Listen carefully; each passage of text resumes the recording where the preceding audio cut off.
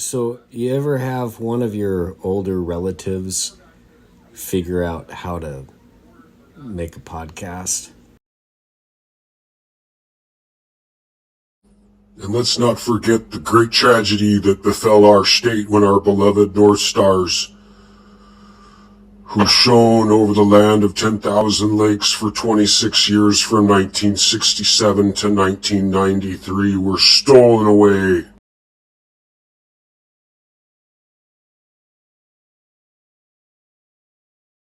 In 1992, owner Norm Green wants to move the team out of the state to LA initially. Of course, the NHL is already in the works with that LA Anaheim movie franchise Disney nonsense team I will not even say the name of.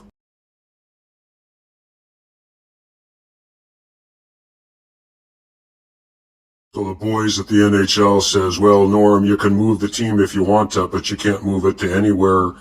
Well, you can move it anywhere but LA, I suppose. So Norm Green picks Dallas. A hockey hotbed since 1900 for never.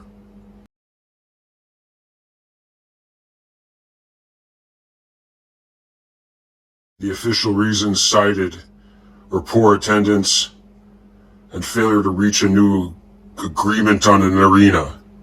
Sound familiar, Oakland? Seattle? St. Louis? Sacramento only got to stay because the city mortgaged their downtown parking revenue future.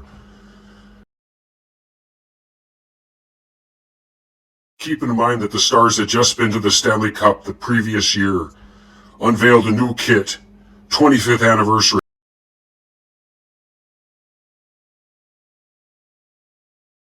More likely it had something to do with Norm Green's wife and the sexual harassment lawsuit against him, and her saying, Norm, if you don't get the team out of Minnesota, I'm going to leave you and take half.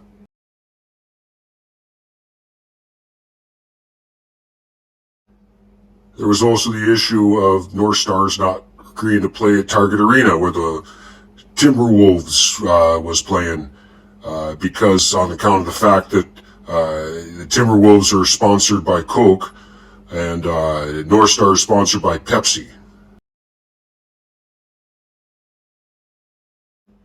So basically, Cola Wars combined with a woman-scorned infidelity and a rich douchebag resulted in the team 1 year removed from the Stanley Cup Finals from Minnesota going to Dallas.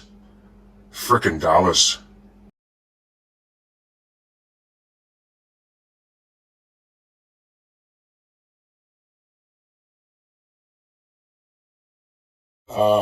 Oh hey Tucker, Uncle Fisher here. I got a problem, but it's all bullshit. Hey, Uncle Fisher, right to the point then. So, what happened? So me and the boys are ice fishing down at Big Cornelian Lake. Why not Little Cornelian? Well, it's late February and that pond's gonna be frozen tighter than Hillary. Figure it out. Come on, Uncle. Oh, don't get your utilikilt in a bunch, grunge boy. I need your help as a lawyer, not a social justice warrior. Whatever. Uncle Fisher, what's the problem? So like I says, me and the boys are out ice fishing and we run out of provisions and I draw the short straw, so I take off on my sled over to Blake's. I pick up some more dill pickle chips and some Leinekugels. Had you been drinking? Well, like I said at the start, Tucker, we was out ice fishing, so if we're not at a .08 before the first line goes in the water, then you know how life's gone to hell in a handbasket. Fair enough. And then what happened? Well, your Aunt Olga got me some of those Bluetooth earbuds for Christmas this year, and I'm listening to Red Bar Cheddar as I head out across the pond. And I get about halfways across, and I see this sled coming up on my 7, and I figure it's one of the boys from back in the shack. And I figure, well, if you're gonna hop on your sled to come out here and mess with me, then go make the beer run yourself. And then what happened? Well, I gave him a solid hip check. I mean, if you're gonna come at me like that on the ice, you best be light on your skis, right? And then what happened? Well, clearly no one taught that kid how to ride because, he got ass over tea kettle and. Did you bother to stop and see if he was okay? Well, no. I was going about 60 at that point, so I head on to Blake's. I reprovision, and then I get back to the pond. I see Ted Gustafson's prowler out there at the ice, helping this kid, pick up his sled and gear. It looked like a yard sale, but I didn't realize he was a cop. I mean, Dale Jr.'s good for getting the cat out of the tree and such, but not much else. And who's to say I even caused him to crash? I mean, if you're not light on your skis out there, then maybe you shouldn't be authorized to have deadly force. Well, Ted and me go way back, and he motions me over, so I stop, yada, yada, yada, and he cites me. Do you have a court date? Well, hell if I know, but I'll be damned if I lose my license. I am not riding a frickin' bike to work all summer again. Let me know if you get a summons, and I'll see what I can find out, okay? Good luck, Uncle Fisher. Well, I appreciate that now, Tucker. Cousin Tammy said you'd help me.